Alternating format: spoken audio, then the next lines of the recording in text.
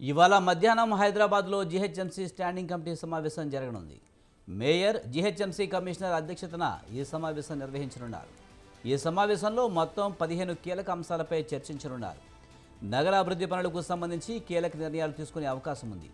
KBR park చుట్టూ ఫ్లైఓవర్లు, under pass నిర్మాణ పనుల కోసం భూసేకరణకు స్టాండింగ్ కమిటీ ఆమోదం తెలపనుంది.